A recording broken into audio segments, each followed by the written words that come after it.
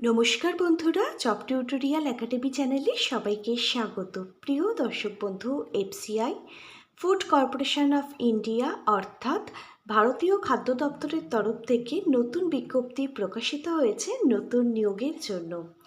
2026 সালে food corporation of ইন্ডিয়ার তরফ থেকে এই বিজ্ঞপ্তিটা কিন্তু সম্পূর্ণ একটি নতুন নিয়োগ বিজ্ঞপ্তি, যেখানে 10+2 শিক্ষাগত যোগ্যতা থাকলেই তোমরা প্রত্যেকে আবেদন করতে পারবে। এখানে একটি নয় একাধিক শূন্যপদ রয়েছে ফুড কর্পোরেশন অফ ইন্ডিয়ার তরফ থেকে।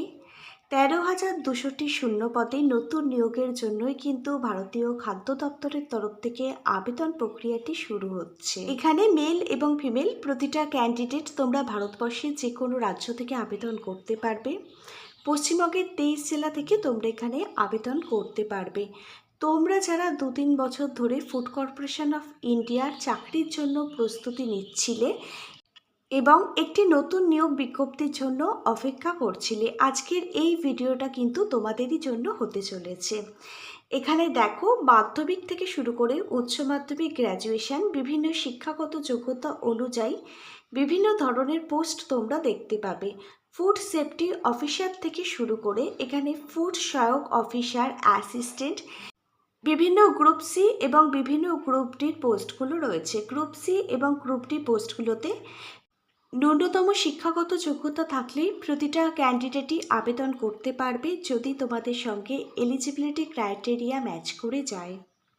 চলো তাহলে 13,200টি শূন্যপদে ভারতীয় ফুড কর্পোরেশন অফ ইন্ডিয়ার তরফ থেকে যে নতুন নিয়োগ বিজ্ঞপ্তিটা প্রকাশিত হয়েছে, এখানে আবেদন প্রক্রিয়া কবে থেকে শুরু হচ্ছে, আবেদনের লাস্ট ডেট কী রয়েছে, কিভাবে তোমরা আবেদন করবে, আবেদন পদ্ধতির প্রতিটা স্টেপ বাই স্টেপ থেকে শুরু করে কোন কোন পোস্টের জন্য নিয়োগের বিজ্ঞপ্তি প্রকাশিত হয়েছে, প্রত্যেকটা পোস্ট অনুযায়ী এলিজিবিলিটি ক্রাইটেরিয়াগুলো থেকে শুরু করে শিক্ষাগত যোগ্যতা, বয়স সীমা, কোন পোস্টের জন্য কত টাকা বেতন থাকছে প্রত্যেক মাসে, এখানে নিয়োগ পদ্ধতি অর্থাৎ সিলেকশন প্রসেস কী রয়েছে, তোমরা কি পদ্ধতিতে রিটেন এক্সামের জন্য নিজেদেরকে তৈরি করবে, এবং তোমরা যদি চাকরি পাও তোমাদের জব পোস্টিংই বা কোথায় হবে, এই সমস্ত কিছুই আমি বিস্তারিতভাবে আলোচনা করব আজকের এই একটি ভিডিওর মাধ্যমে। প্রত্যেকে অবশ্যই আজকের সম্পূর্ণ ভিডিওটা খুব মনোযোগ সহকারে দেখো। আর যারা চ্যানেলে নতুন দর্শক বন্ধু আছো, তোমরা যদি চাও তোমাদের প্রতিটা রাজ্যের প্রতিটা জেলার সরকারি এবং বেসরকারি চাকরির জব আপডেটগুলো সম্পূর্ণটাই বিনামূল্যে প্রতিদিন নিজেদের বাড়িতে বসে পেতে, তাহলে অবশ্যই কিন্তু মনে করি তোমাদেরই একাডেমি জব টিউটোরিয়াল একাডেমিকে একটা সাবস্ক্রাইব করে রেখো। প্রিয় ক্যান্ডিডেট, চলো এবার তাহলে দেখে নেওয়া যাক প্রকাশিত হওয়া অফিসিয়ালি বিজ্ঞপ্তিটা।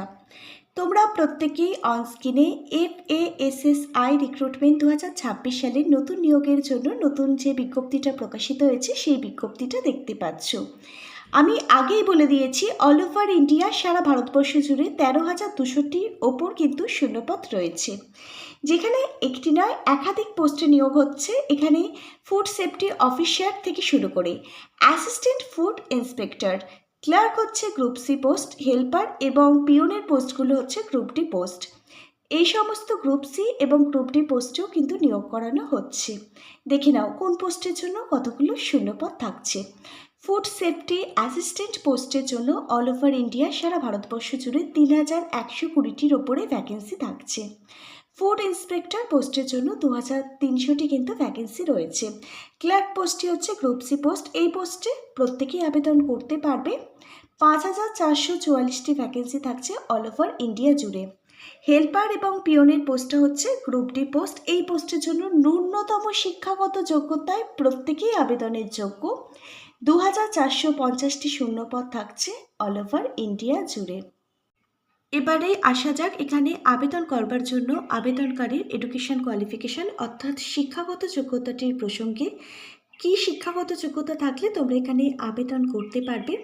অ্যাসিস্ট্যান্ট গ্রেড 2 এবং অ্যাসিস্ট্যান্ট গ্রেড 3 পোস্টে আবেদন করবার জন্য তুমি যদি যে কোনো ধরনের রেকগনাইজড ইউনিভার্সিটি থেকে গ্র্যাজুয়েশন কমপ্লিট করে থাকো, যে কোনো সাবজেক্ট নিয়ে, যে কোনো পার্সেন্টেজ নিয়ে, তাহলে তুমি আবেদন করতে পারবে অ্যাসিস্ট্যান্ট গ্রেড 2 এবং অ্যাসিস্ট্যান্ট গ্রেড 3 পোস্টের জন্য। এরপর দেখো জুনিয়র ইঞ্জিনিয়ার, যাকে জেই বলা হয়, এই পোস্টে আবেদন করবার জন্য কিন্তু সিভিল, ইলেকট্রিক্যাল, মেকানিক্যালের ওপরে ইঞ্জিনিয়ারিং ডিগ্রি অথবা ডিপ্লোমা তোমার থাকতে হবে, তাহলে তুমি আবেদন করতে পারবে। ম্যানেজারের যে টেকনিক্যাল পোস্টটি রয়েছে, এই পোস্টে আবেদন করবার জন্য BSc in agriculture, BE related ফিল্ডে তোমাদের কিন্তু পড়াশোনা করতে হবে, তাহলে আবেদন করতে পারবে। আর এবার দেখো, স্টেনোগ্রাফার এবং টাইপিস্ট, এই পোস্টটা হচ্ছে গ্রুপ সি পোস্ট। এখানে তুমি যদি উচ্চ মাধ্যমিক পাশ করে থাকো, যে কোনো সাবজেক্ট নিয়ে যে কোনো স্কুল বোর্ড থেকে তুমি আবেদন করতে পারবে। এটি যেহেতু একটি গ্রুপ সি লেভেলের চাকরি, এখানে আবেদন করবার জন্য তোমাকে অবশ্যই কিন্তু টাইপিং জানতে হবে। এটা টাইপিস্ট পোস্টে আবেদন করবার জন্য। আর স্টেনোগ্রাফার পোস্টে তুমি আবেদন করতে চাইলে উচ্চ মাধ্যমিক পাশের সঙ্গে তোমাকে টাইপিং জানতে হবে এবং শর্ট হ্যান্ডের স্কিল কিন্তু তোমার থাকতে হবে। পরবর্তী পোস্টটা দেখে নাও, ওয়াচম্যান পোস্ট। এই পোস্টটা গ্রুপ ডি পোস্ট। এই পোস্টে প্রতিটা ক্যান্ডিডেটই আবেদন করতে পারবে। তুমি যদি শুধুমাত্র ক্লাস 8 অষ্টম শ্রেণী পাশ করে থাকো যে কোনো ধরনের স্কুল বোর্ড থেকে, তুমি তাহলে এখানে আবেদনের যোগ্য। এবার অনেকের মনে প্রশ্ন আছে, যাদের অষ্টম শ্রেণী ক্লাস 8-এর রেজাল্ট সার্টিফিকেটগুলো নেই, তারা এখানে আবেদন করতে কি পারবে না? তাদের যদি মাধ্যমিক পাশে রেজাল্ট সার্টিফিকেট থাকে, সেগুলোর দ্বারা কিন্তু তারা ওয়াচম্যান অর্থাৎ গ্রুপ ডি পোস্টের জন্য আবেদন করতে পারবে। এখানে আবেদনের জন্য আবেদনকারীর বয়স থাকতে হবে অ্যাসিস্ট্যান্ট যেই পোস্টের জন্য 18 থেকে 28 বছরের মধ্যে। ম্যানেজার পোস্টে আবেদনের জন্য আবেদনকারীর বয়স থাকতে হবে 18 থেকে 35 বছরের মধ্যে। স্টেনোগ্রাফার এবং টাইপিস্ট পোস্টে আবেদন করবার জন্য সারা ভারতবর্ষ জুড়ে আবেদনকারীর বয়স থাকতে হবে 18 থেকে 25 বছরের মধ্যে। তবে পশ্চিমবঙ্গ, ওয়েস্ট বেঙ্গল থেকে যারা আবেদন করবে, যেহেতু পশ্চিমবঙ্গে অনেক দুর্নীতি হয়েছে, সেক্ষেত্রে গ্রুপ সি পোস্টের জন্য 5 বছর আরও অতিরিক্ত বয়সের ছাড় দেওয়া হয়েছে।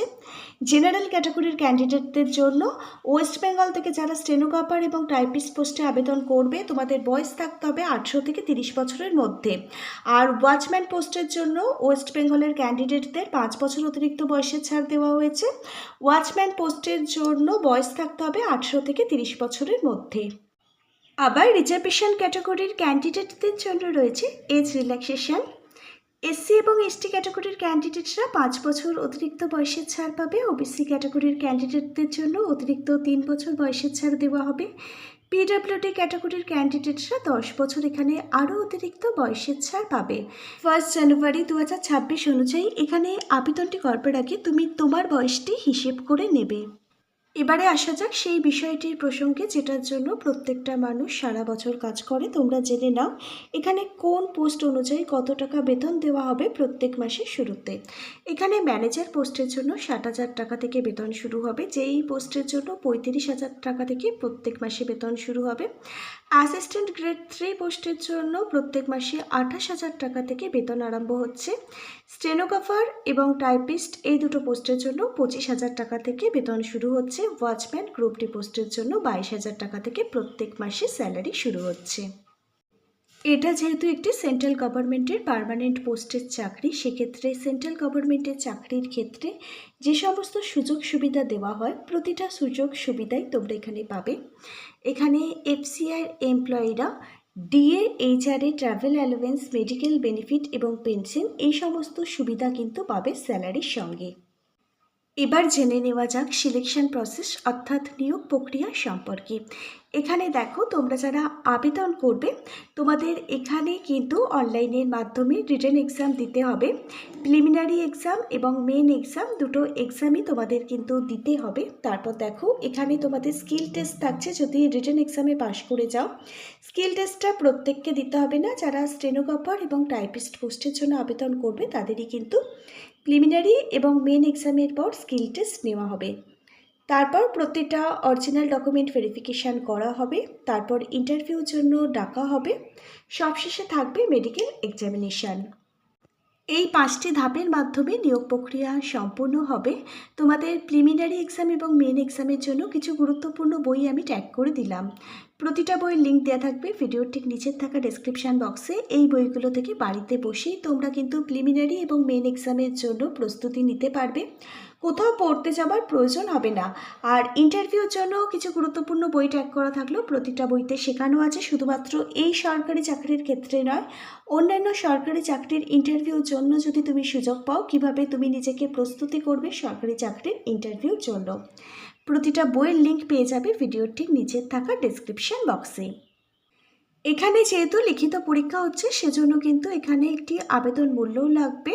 জেনারেল, ওবিসি, ইডব্লিউএস ক্যাটাগরির ক্যান্ডিডেটদের 800 টাকা আবেদন মূল্য লাগবে। Debit card, credit card, net banking, ইউপিআইয়ের মাধ্যমে তোমাদের পেমেন্ট করতে হবে। এসসি, এসটি, পিডব্লিউডি ক্যাটাগরির ক্যান্ডিডেট, ফিমেল ক্যান্ডিডেটদের কোনো টাকা আবেদন মূল্য লাগবে না, সম্পূর্ণ বিনামূল্যেই তোমরা এখানে আবেদন করতে পারবে। এখানে আবেদন করবার জন্য অফিসিয়াল ওয়েবসাইটটি ভিজিট করতে হবে।